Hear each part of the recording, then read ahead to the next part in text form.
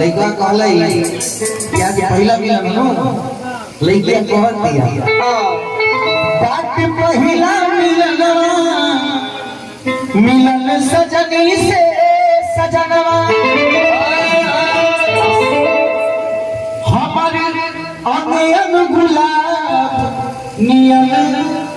गम कर बदनवा अरे सुनी सुनी भगवान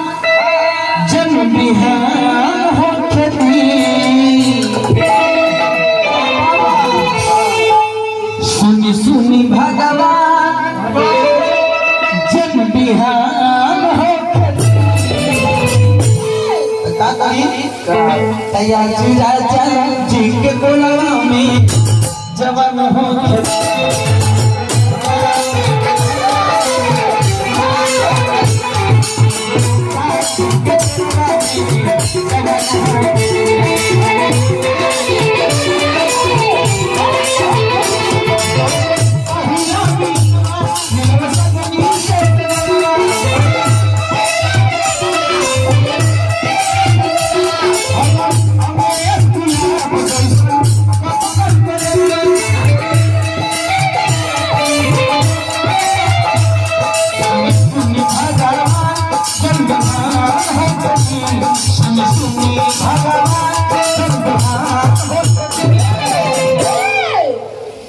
राजा जी के गोलवा में